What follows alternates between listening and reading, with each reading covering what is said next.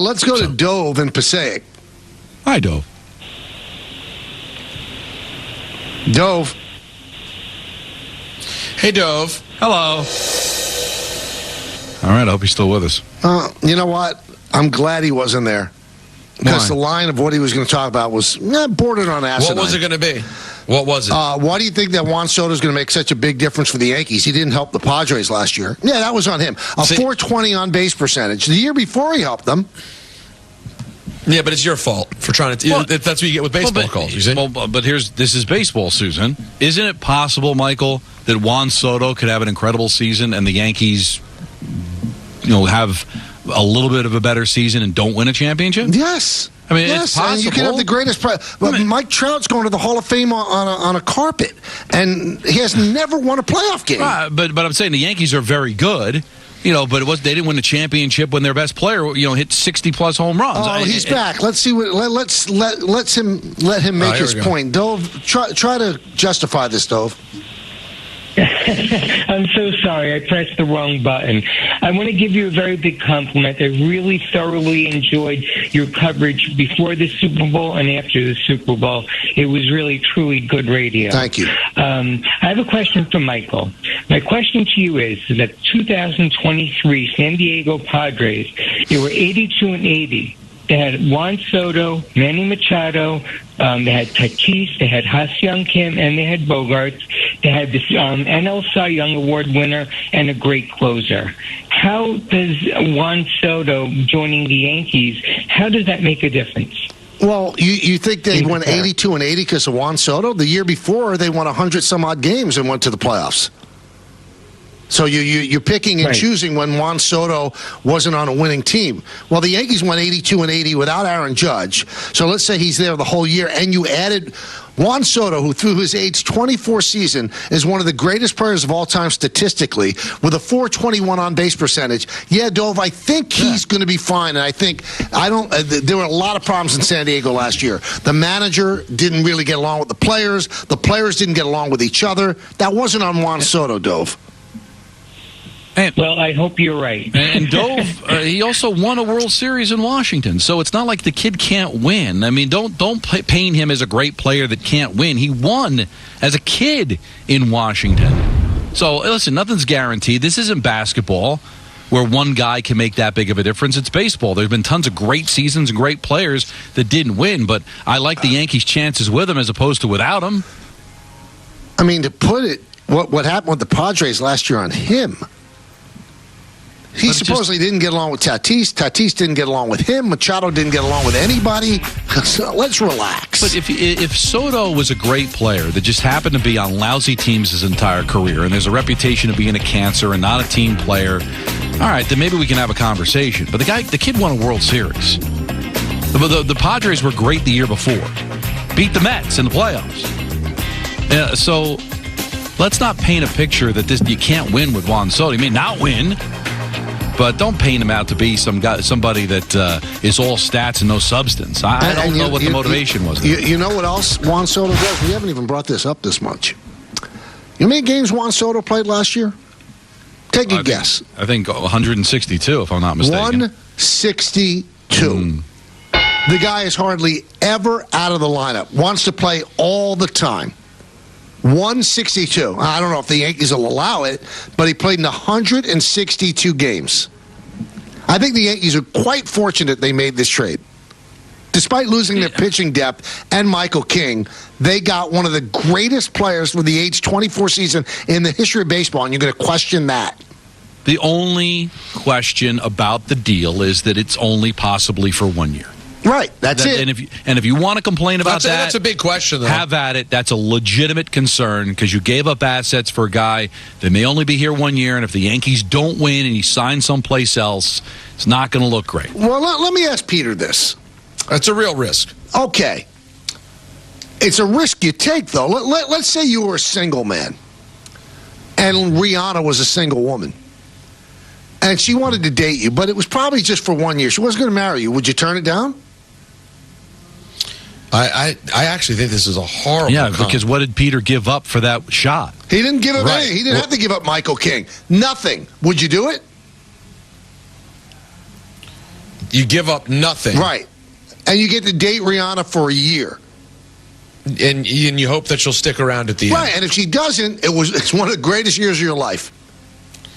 Yeah, I mean, if you don't give up anything, then sure. Well, but the Yankees, I mean, as much as I like the players they gave up, and especially Michael King, 1,000 times out of 1,000 times you give up those players for 1 year. But okay, but you can't. It's still not going to look good if you go 82-80 this year and then you lose him in free agency. Oh, absolutely. But what if you win the World Series and you lose him in free agency? Oh, well, then obviously there's different grades of failure depending on how you want to look at it. It's hard for me to say it wasn't worth it if you go to a World Series. Right. Well, I mean, if they go 82-80, the whole thing was terrible. Oh, but the whole thing was terrible. But I'm sorry, Michael, you can't paint the picture. I'm sorry, you can't paint the picture that if it doesn't work out, well, hey, give him an A for trying. It still will look bad. You got to own that. You got to own the bad. You're taking a risk. But I don't understand what you're saying. I mean, do you not take that? Do you not make that trade, Don? Because you think you might lose him after 1 year? Answer me that. Do you not make that trade? No, I think it's worth making the trade. Well, then that's all there is to it. That's all there is to it. There's no risk. If you lose him, you lose him. But you're trying to have your cake and eat it too. Like, I took a risk and it doesn't work out. It's like, oh, I'm good. Well, yeah, you there are has good. to be pain with risk. They but then didn't it's no risk. They didn't give up Sandy Koufax. They didn't give up their top prospect. They didn't give up Spencer Jones, so they gave up pitching depth. I get it. Drew Thorpe is going to hurt. Michael King could hurt. Kyle Higashoko's not making this team this year. But you can't say there's risk, and then if it doesn't work out, well, we're good. Well, there's no risk. You have him for a year. The risk is that you don't have him for 10 years. Okay, you live with it. But Peter, doesn't it seem like you're trying to paint a picture that there's like no frustration if they don't win? You're trying to have your cake and eat it too. If you're taking a risk, that means there's got to be hurt or anxiety at the end of it. Did I say they're taking a risk? Yeah, you're taking a risk. But I never said they're taking a risk. It's a deal you have to make 100 times out of 100. We'll finish this up on the other side of the break, please. Which is what we like to do. Wait. And right now, I need some better help, Peter.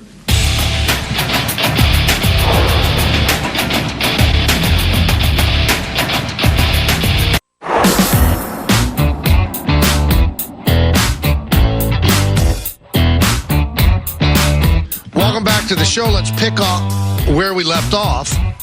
So the Yankees got Juan Soto. And to me, other than the Dodgers getting Ohtani and Yamamoto, it's the most significant addition that any team made during the offseason. And they gave up Kyle Higashoka, who, one of my favorite people in the Yankee clubhouse, was not making the team this year.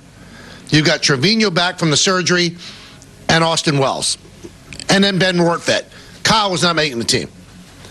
You gave up Drew Thorpe, highly thought of young player, and then two pitchers that got in games last year that are probably at best 4 or 5 starters.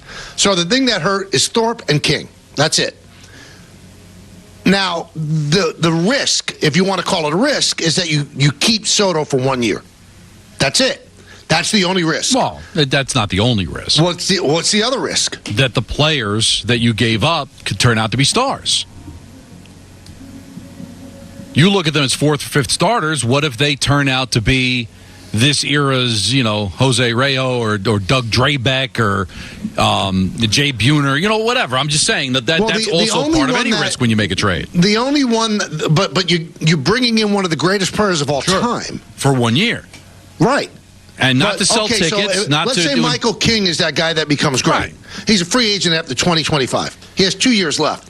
Also has an unresolved elbow issue, so every single pitch, you hold your breath. I love the guy. That was the one that hurt the most to give up. Drew Thorpe could end up being a really good pitcher. The best thing that I hear, he might project to be a 3. So you wouldn't give up a 3, and a guy has 2 years of options remaining, or 2 years of control remaining for Juan Soto, even for 1 year? Well, we're arguing two different things. I don't know what we're arguing about. Because what you're arguing is it worth the risk? And I agree with you. I would make the deal too. I'm not arguing with you that they made a mistake making the deal. You're defending the deal. That's not my argument. My argument is that if he ends up signing someplace else, there are circumstances where that deal is going to look bad, and it's going to hurt the Yankees. I understand the distinction now. That is a worthwhile distinction. He's not saying they shouldn't have done it. He's saying that, let's say Soto's pretty good, they don't win a world championship. Maybe he's even great, but they don't win it, and then he goes elsewhere, and then the players they gave up turn out to be studs. You might still agree, Michael, that they should have done it, but you'd have to acknowledge it didn't work out the way you'd want. And it hurt.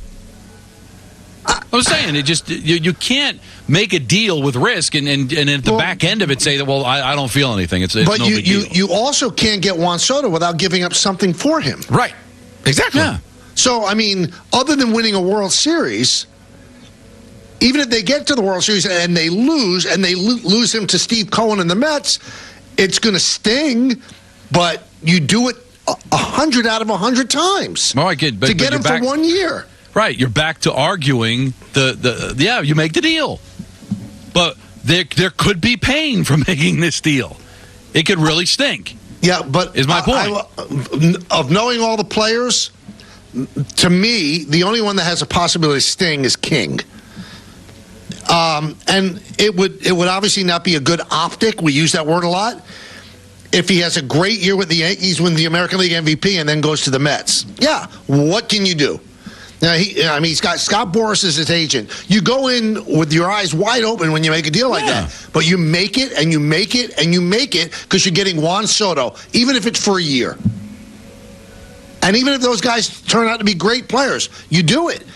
I mean, the Doug Drabeck deal was terrible for the Yankees. They didn't get anything. But the one thing about the Yankee deals, a lot of these deals have blown up in their face. Nobody's come back to hurt them. Nobody's become a huge star. The only risk in this is you keep Soto for 1 year and he signs across the town. But even if he signs across the town, he could have done that anyway, right? But he without ever having worn a Yankee uniform, it wouldn't sting as much. Right. I'm just saying that there could be hurt. But you're right. Of course, it's worth it. You're going for it.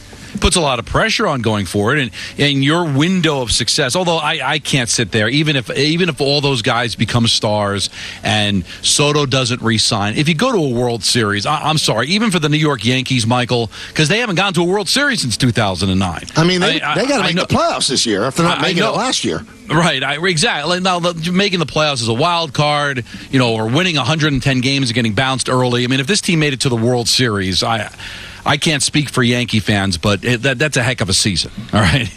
But if he's injured or he underachieves and this team doesn't make the playoffs, that's going to stink. That's going to hurt. Now, whether that means you wouldn't go back and make the deal, I don't know. Michael, is it possible that how it ages, if you don't make the playoffs and Soto has a pedestrian season and King turns out to be an absolute stud, there won't be people who say, man, we probably shouldn't have made that deal. Of course. Absolutely. Because you could have waited, and take your chances of, all right, let's go for it this year without Soto and then just let's get in to the free agency at the end of the year and not have to give up anybody. I mean, every trade's a risk, Michael, but you have to realize that every trade that you make, that there's the possibility that it won't age well, that it will not look good. And this one can certainly set up that way when you have all your eggs in. You made this deal to win a championship, and not everybody can win a championship. Now, one thing that I do fight back on, there's a segment of the baseball population that go, well, it's a smart deal for the Yankees to get him because he could end up falling in love with the Yankees over that year. And I call complete nonsense on that. Yes. Let's say every day he walked into Yankee Stadium, he walked over a bed of Skittles, and there were beautiful angels in the air. And he hit 75 home runs and hit 350. Yankees won a World Series, and he was the toast of the town. Wow. And they went down the Canyon of Heroes. Wow. He's represented by Scott Boras. None of that will matter. None of it will matter. He will go to the highest bidder next year. If the Yankees want to keep him, it'll be the highest bidder that gets him. And no matter how good the experience is this year, it doesn't mean anything. I don't buy into that at all. Now when you have Scott Boras as your agent. I don't, but could it work the other way, where the experience is really not good? I guess he could, reason. but even if the experience is terrible, Don, and the Yankees offer him $50 million a year, he'll sign here. See that I don't know. I know Scott Boras goes at, but and listen, I think everybody knows you go to the New York Yankees, you're going to get treated very well. Right? There's nothing wrong with being a New York Yankee. I think everybody would sign up for the opportunity to play for a classy organization like the Yankees. So I don't think there's anything you need to know other than living in New York and the experience and maybe the pressure and the media. There's some things that maybe you want to get a feel for. So what happens, Michael, if he's here for a year and he's like, I just don't like it here. I love the Yankees. I love the way I'm treated, but, New York's just not for me. You don't think he could go to Boras and say, listen, get as much as you can, but if the Yankees have the highest offer, I'm going to say no. I don't see it. Because I know what you're saying. No, if it's $10 million more a year. Every day he went to Yankee Stadium, he got mugged every day coming in. And his car got flat tires in the FDR every day. Every day. And they offered him $500 million for 10 years. And the next highest offer was $450 million for 10 years. He's going to take the muggings and the flat tires. But you can't say that with any certainty. None of us can say anything. I'm just trying to read the room on Boras' clients. Boras took a discount just now by signing Altuve to his extension. Because Altuve said, I'm staying here in Houston no matter what. But at the end of the day, don't you have a say? It doesn't happen very often, Don. It doesn't happen very often, but I'm just... I get what you're saying because Boras... But if I don't like it somewhere... $50 million over 10 years when we're talking that kind of money, Don, and I don't like it in New York. I don't like the media, or I like the other place. Listen, Judge took less to stay in New York because he really loved it in New York. So you're telling me if Boras was his client, he wouldn't be a Yankee? I think Boras would have kept nudging him to get more. But he's his own person. I think Juan Soto's his own person. Boras, get me the best contract possible. But don't make it seem like these players don't have a say. He loved Washington, D.C. He loved playing for the Nationals. They offered him over $400 million. He said no. That was 3 years ago. He said no. So, again, most of the time when you hire Scott Boras, there's a reason you hired him. You're getting the last cent. Right, but you're also driving the price up. Right. Where other agents, so yeah, he might take less to go someplace else, but it's still maybe more than maybe any other agent could have gotten him. Yeah, maybe. So it's still a lot of money. At least you're probably right at the end of the day. I don't know him. You don't know him. But I just think that we make it seem like these agents work, that you work for the agent. It's the other way around. Yeah, we know that literally that's the case, but most people think they work for the agents. But that shouldn't be the case. And listen, I don't see why he wouldn't like it here. Unless for just whatever reason it was a bad juju while he was here and just didn't feel comfortable, or maybe the media was too much, or the fans got it. I don't know. I love New York. I can't imagine I would want to play any place else. I mean, I can't put myself in his shoes, but I find New York to be great. But some guys don't. Well, so is he gonna grin and bear it and grit and bear and just go out, or is he gonna be like, listen, I'll go sign someplace else. Yeah, it'd be a little bit less, but still a ton of money, and I'd be happier. But sorry, Scott. If you don't think that Scott Boras plays a huge role in where a guy ends up, there are 4 great players that still don't have a job. Well, and one of them, Blake Snell, was offered $150 million for 5 years by the Yankees and turned it down. Then there's something wrong with these guys. I mean, Peter, we can't wrap our mind around the money and what it is to be a professional ball player. But we do have agents, and we do negotiate contracts, and we do look for work. Can you imagine an agent putting pressure on us to do something we don't want to do? And if that happened, that's on me. Like if Russ, but it's so different. It's just so different when you have players. It's not like they're wondering if they can get a job. We have to deal with the I hope someone wants us and we'll be able to make a living. That's not the case here. But you're literally just picking the best financial situation you want. But if I'm Blake Snell and it's February 13th and I don't have a job yet, and I've turned down unbelievable money. At what point were we like, Scott, man, I got to play. What are we doing here? I got to tell you one thing about those 4 players, and I really firmly believe this. Listen, Bellinger could hang out and not get signed for a while, and he'll be fine because that's a position player. Same thing with Chapman. If I'm a baseball team and I have interest in Snell and Montgomery, It's going to cost a lot of money to get either of them. And if this goes on for another 2 weeks, I'm going to pull a Don. I'm good. I'm not bringing in a pitcher 2 weeks after pitchers and catchers report. Because you know what's going to happen? They're either going to get hurt because they're going to rush to get back before the opener, or they're going to miss April. They're going to miss a sixth of their first season. We saw what happened last year with Carlos Rodon. When you miss the beginning of a season when you're a free agent, you try to make up for it all the way. Yeah. I cannot believe that they are keeping those two players out of a team.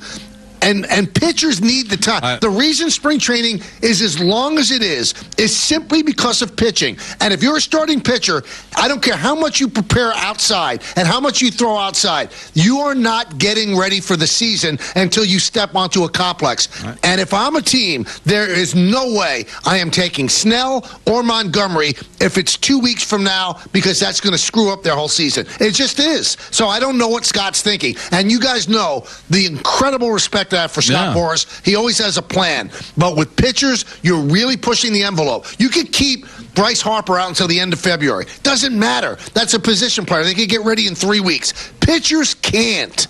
So Snell and Montgomery are only hurting themselves by waiting this long. They just are. There are a lot of people that are listening to this program right now that have to make their decisions solely based on money, because that's how they have to live. But if you're in our situation, or you're a professional athlete where you have a ton of money, you're not concerned about it. If you make a decision solely for the money at that level, it's a mistake. You are making a mistake. You've got to look deeper into it, man. You have to. Some people can't afford to do that. They need the money. But when we get to a level as a professional athlete where, come on, you don't need the money. It's all just about your ego, and it's about getting everything that you can. If you're only making that decision, going to a team that's dysfunctional, going to a city that you don't like because it's going to get you the most money, I'm telling you, it's a mistake. It won't feel like one at the time, but believe me, in the midst of that contract, you look around and go, oh my God, what did I do? You've got to be able to factor in other things than the finances. That's the one great luxury of being rich and being a professional athlete, that you don't have to make it all about the money. And of those four guys that Boras has, right? And he also has one other pitcher that's not at that level. But of those four guys, other than Montgomery, right? Mm-hmm. Every one of them has significant warts in their game. So you can't ask for top dollar like an Aaron Judge can. Well, I mean, other than getting hurt, well, there's no negative in Aaron Judge's game. Garrett Cole checks all the boxes. Blake Snell has had 2 Cy Young awards, which is great. The years in between, pedestrian. Well, Chapman is an unbelievable third baseman. His offense has gone south each of the last couple of years.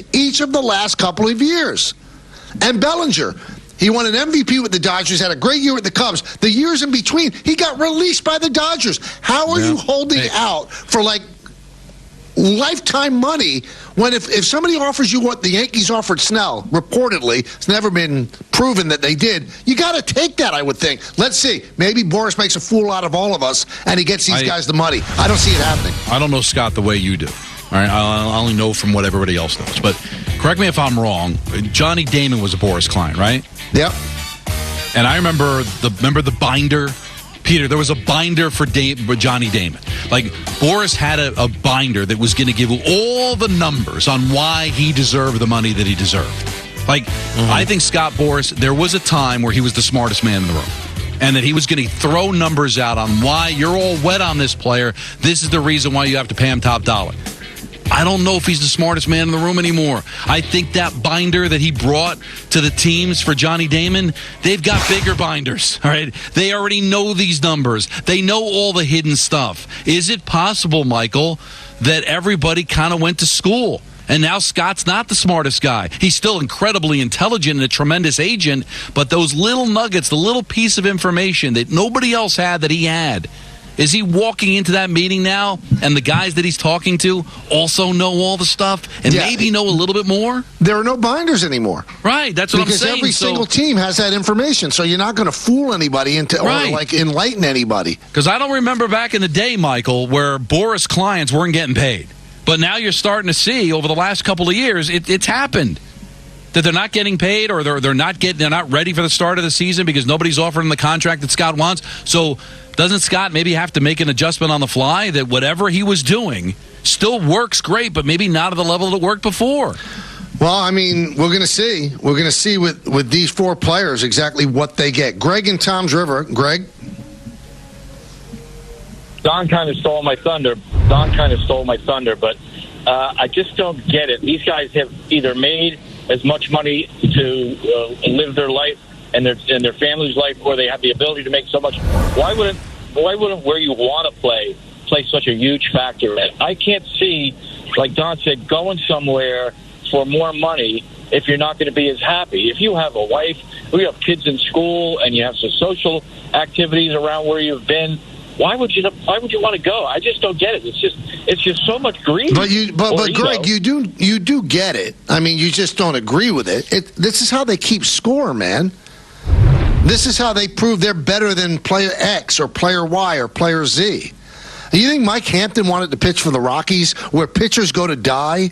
No. And then he gave us this poppycock about, he's doing it because they have such good school system in Colorado. Nonsense. It's how they keep score. They want to make the most money of anybody. And then they could swing it around more than anybody. And then what happens in the midst of that contract when the team's dysfunctional and they're not winning? They're all looking to try to get out. Right. And in a lot of times they're lucky enough because the team that signed him wants to get out of the contract, and they are able to deal him away. But I get it, but I also understand that being happy is also important. They're letting the ego get in the way. At the end of the day, does it really matter who's the highest paid, whatever? Who's paying attention to that? Well, that's how they're happy. That's how they get happiness. Yeah. I mean, I don't know if it's how they get happiness. But it's how they keep score. Peter, if everything's even, I'm going to go with the bigger paycheck. But Peter, would you go work at a radio station that you hated because you would be the highest paid disc jockey, the highest paid host? Or would you just say, you know what, I want to go someplace where I'm happy? Again, I hear you, but I just think it's different, right? Because we have other things we're worried about. How many people we reach? Is it a station, a respected radio station where you can do what you? They're all on a similar playing field. Well, they're all playing the game. Yeah, but that's not true because Mike Hampton went to Colorado. How did that work out? How did it work out for him in Colorado? Awful, but he got his money. All right, but at the end of the day. Is that so? I got paid. What are people going to remember? Well, at least he got paid. Or are they going to remember that his career took a nosedive because of the rarefied air and everything else? Like I'm just saying that sometimes you're right, Peter. I guess that's how they find their happiness, or that's how they decide success. I'm the highest paid at this, but to go to a place where your earn run average is going to go skyrocketing and the team's not going to be competitive, and you end up hating playing there. Was it worth it? No, they may not get it right, but yeah. All right, what we're going to do, we'll come back and we'll debate another Boras client that you wonder, is he going to stay in the city where he obviously likes to play? When I'm getting ready for game...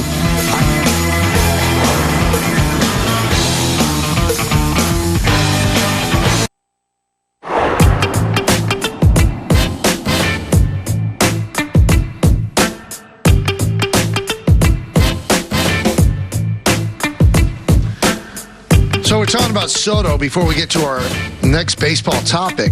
So Bob Nightingale, USA Today, talked to Manny Machado of the Padres, talked to him about life without Juan Soto. He said, quote, "We believe in the guys that we have, but obviously no one can replace Soto. He's the top player in the game. He's irreplaceable." That's why you make that deal. Now, David Stearns, the Mets GM, spoke yesterday in Port St. Lucie, and it got our attention what he said about Pete Alonso, who's in the final year of his contract, and has hired Scott Boras to be his agent. Listen what the GM said about Boras. We're not going to get into the specifics of any particular negotiation. I'm not going to provide you guys updates on any conversations that exist back and forth. But look, when you have a really talented player who's really good, who's entering his final year of club control, who happens to be represented by Scott Boras, these things generally end up into free agency. And we understand that. This is an organization that's dealt with that before with really good players, and it's ended up in a perfectly fine spot. So I have not seen Pete here yet, haven't talked to him here yet, but But what we're going to talk about is, look, let's go out and have a great year together. You go out and have a great year. Let's have a great year as a team. And if we do that, we're both going to be set up, the organization and Pete, going to be set up very well going into the offseason. My gut feeling, Don and Peter, is that he will not be a Met in 2025, especially if Scott digs in regarding, he's kind of comparing him to Aaron Judge. And he wants about $40 million a year. Well, you look at the top paid first baseman in the game, no one makes 30. Freddie Freeman doesn't make 30. Matt Olson doesn't make 30. None of them do. First basemen are not valued the way outfielders are. And also, it's kind of tough to put him in the same frame of reference as Judge. The last year that Judge had before he became a free agent, he hit .311 and hit 62 home runs. Now, Alonso certainly has the capability of hitting 60 home runs. I don't think he's a 300 hitter. He hit .217 last year. So if Scott really thinks he's going to get $40 million a year for Alonso, even if he hit 63 home runs, I don't think it's there, Don. And again, you hire Boris to get the big money. I'm sure he could have stayed with his other agent and gotten the going rate for the top first baseman in the game. But Pete's not a great defender. He's not a great base runner. Doesn't hit for average, but is a prolific home run hitter. I'm not sure that they will sign him. Well, I think they are definitely in a position. And I don't know whether this is right or wrong. I probably, if I had to guess, I'd say it's wrong. They're going to go strictly by what they believe somebody's worth, period. I'm not paying you a dime more than that. So it's probably good to get people prepared that he's going to walk. I don't believe in the analytic world they think about value other than what the numbers tell them. Are they thinking about his ability to sell tickets? Do they think about the fact that he's the face of the franchise? The star power that he has? I think that's important, but if you're just looking strictly at the numbers, this is how much we feel he's worth, and we're not paying a penny more, and we know his agent's going to want to get the most possible, then go at it. Go do it. This is what we're going to pay you. And if you want more than that, then you're going to have to go seek it elsewhere. I think that's probably good business, Michael. I believe it is. And there's something I found out last week, and I was waiting for the right time to tell it. Here we go. One thing with Judge, okay, he is beloved by his teammates. Beloved. Even before he was named captain after signing the deal, he was essentially the captain of the team. I mean, they follow his lead. They hang out with him. They revere him. He's that sort of guy. So, Pete Alonso had a charity dinner last year in the middle of the season. Really, it was hyped up, and obviously it's for a great cause. You know how many teammates showed up? Jeff McNeil. No Verlander. Wow. No Scherzer. No one. No Lindor. No one. Jeff McNeil was the only guy who showed up. And ironically enough, a couple of days later, Jeff McNeil had a dinner, and only Alonso showed up. Okay. So you're not really, you could say you're the face of the team and the fans love you. Are you really the leader of the team when no one showed up? Well, this except for Jeff McNeil. It's like the Kevin Costner movie, Draft Day. Did you ever see that movie? I don't know. Oh, yeah. Costner's the agent, right? Yeah, no, Costner's the general manager of the Cleveland Browns, and they're going to draft. The GM, they're going to draft the quarterback first overall, and he makes a trade to get the first overall pick. And then the question is that he had a birthday party, his 21st birthday party, and none of his teammates showed up. And that was like an indicator. Kind of like with Zach Wilson not being the captain at BYU. Like, is this an indicator that maybe he's not a leader, he's not a team guy? I mean, that's the story that I feel with Alonso.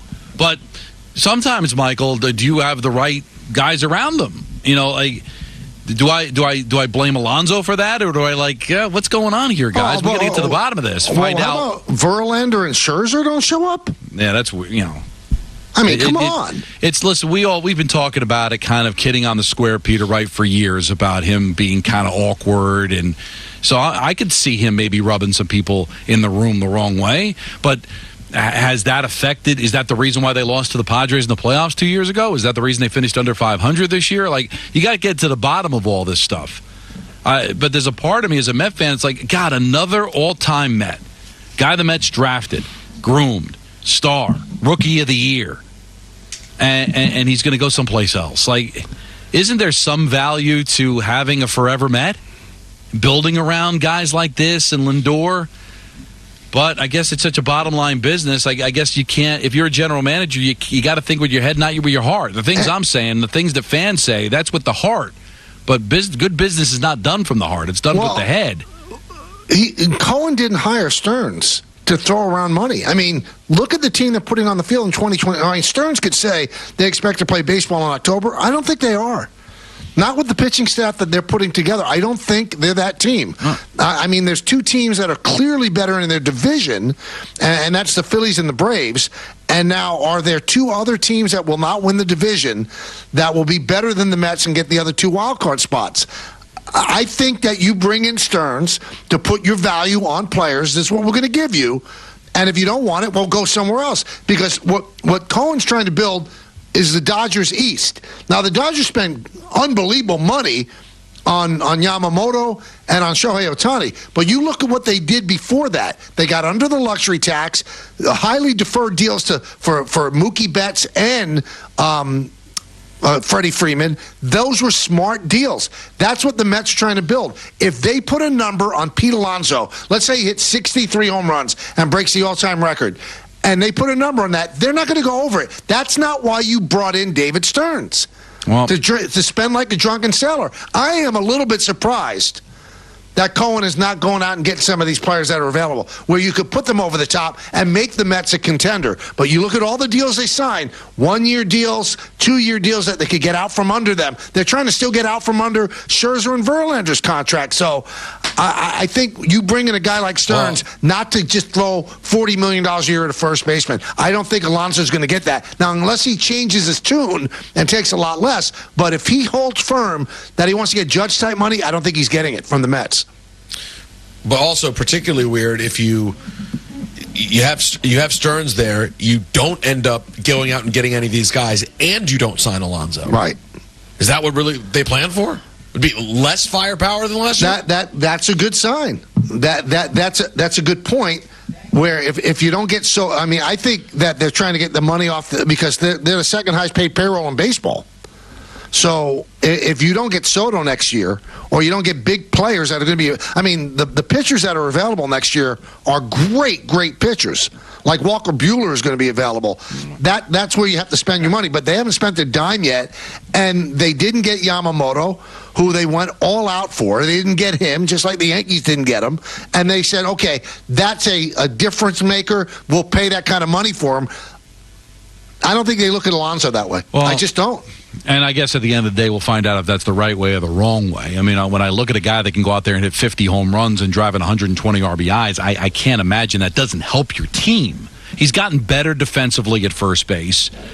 That wouldn't help the Mets. Like Peter said, now I got to go out and find somebody who's going to hit 50 home runs and drive in 120 RBIs. I might find somebody that has a better on-base percentage. But am I going to find somebody that's going to, go out there and drive in that many runs and hit that many home runs? Probably not. Now, if everybody's working from the same template, right? So if the Mets don't believe he's worth whatever he's asking for, you would think other organizations would think the same thing. And that's probably worth the risk. All right, Pete, if you think you can go out and get it. Because really the only team that can value him are the Mets, because they're the ones that are looking at it.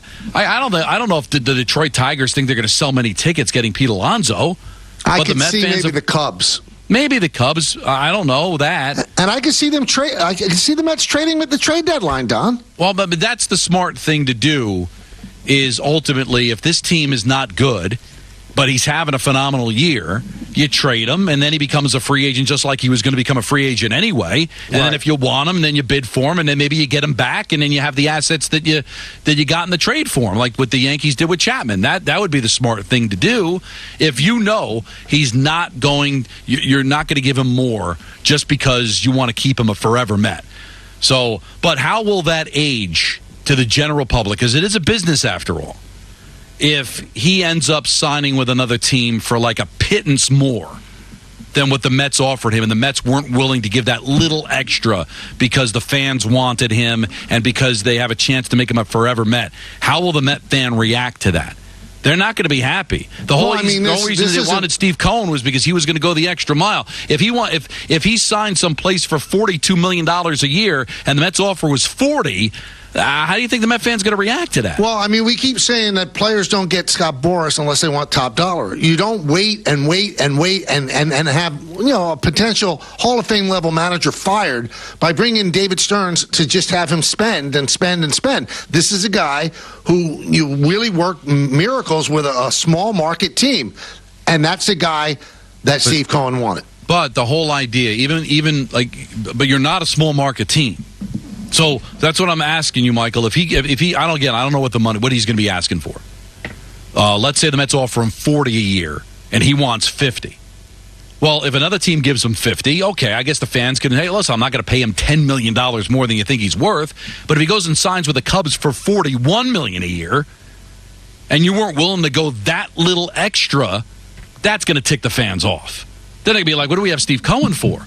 You're sitting there pinching pennies like we're a small market team. You couldn't overvalue him just a little bit to be able to make the fans happy? $10 million I get, but it ends up being like a smidge more just to be able to stand your ground.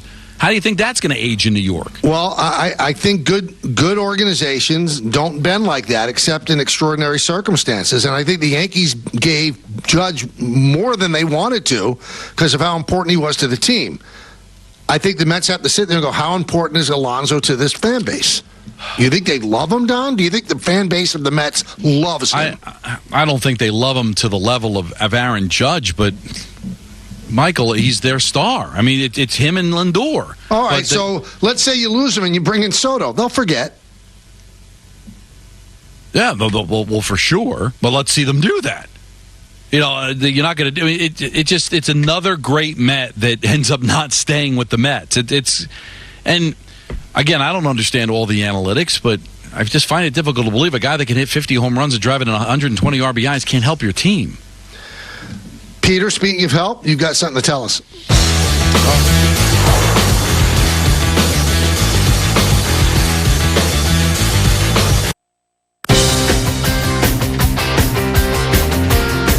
Welcome back to the show. Kay, LaGreca, Rosenberg, and you.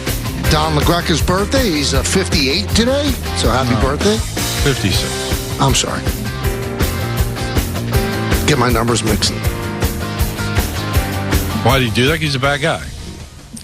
Yeah, he does it intentionally. No, I'm not good with numbers. You remember when I said I'm 57, I'll be 53 on Saturday? True, but in this case, it just doesn't feel legit. Let's go to Dave in Florida. Dave. Hey, Michael, happy birthday, Dawn. Thank you, sir. Question for you.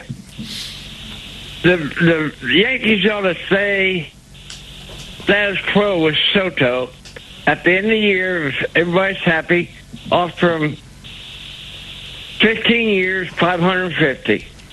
That's only $37 million a year. That's enough. Listen, 10's enough, Dave, but you don't think he's going to want to be the highest paid player in baseball? The guy on his team makes 40. And he's 25 years old. Mm-hmm. What else you got? How about Chapman? Yep. How about Chapman, 5 years, 125, and then Snell, 6 years, 180. So what do you want the payroll to be, Dave? I'm just curious. Well, we're over the cap already, so. But, okay, so what would you like the payroll to be? Over $400 million? Well, you're going to get rid of Stanton here in 2 years. No, 4 years. He's got 4 years, including this one left. Yeah, it's a contract that will never end. Yeah. Oh, sugar. All right, Dave, thank you for the phone call. It's funny to me. Stuff, though, I know what people are going to say. Well, the Yankees make so much money. But the last time I checked, Peter, you can check me on this. Like, Apple doesn't give away phones. They charge $1,000 for a phone, and they make a lot of money.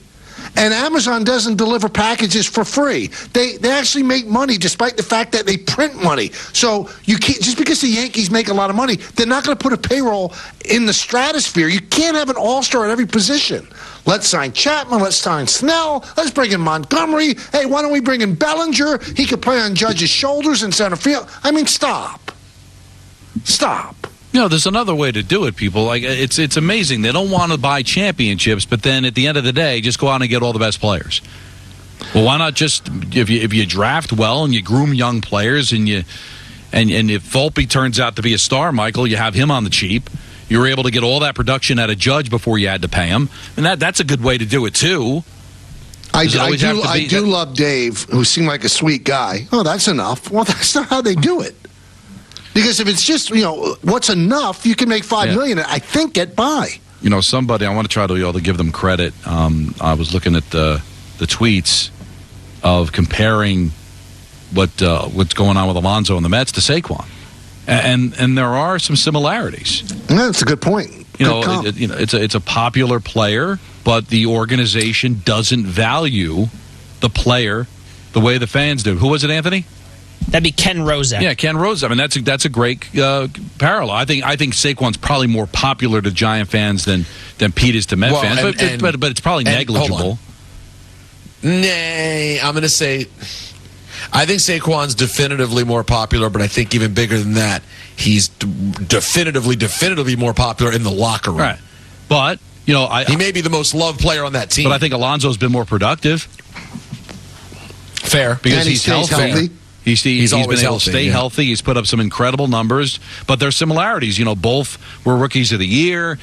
Both are very popular among the fan base, and both are just not valued as much by their organizations. Now, the difference is that everybody seems unified in the NFL, but will everybody be unified on the Mets feeling on Alonso on the baseball side of things, or will there be a team that will give him what he wants? All it takes is one dumb owner, because that's all it has to take in a non-cap sport. Football, they're reined in. They have guardrails because of that cap. There's just so much, that running backs get. But there could be one team that's desperate. I want a first baseman that hits me 50 home runs, and they decide to pay that money. That's what you have to deal with in baseball. You don't have to deal with it in the NBA and the NHL and the NFL. You just don't. But it does feel like that these analytic-driven organizations, and it seems like there's way more of them than not, kind of have a self-imposed cap. I don't want to pay anybody more than I think they are valued, because then that's very dangerous territory. If you give to one, then you got to give to another. So there may not be a salary cap, Michael, but I think these teams have almost put a self-imposed cap, at least on certain types of players. Yeah, they look at the top salaries of the top players at the position, and they say, we're not going to blow through that. Although, you did mention Steve Cohen blew through it when he signed Scherzer, and when he signed Verlander, blew right through it. Went $7 million above what the highest paid guy was, and rearranged the salary structure. But he didn't get David Stearns to do that, because he's not spending money this offseason, Don. Because if he spent a lot of money again, they'd be a much better team than they are. Much better. There's a big fear of mine with the Knicks, and it's not about a bad call yesterday. It goes deeper than that. We'll talk about that in just a moment. Hey, do you want to experience it?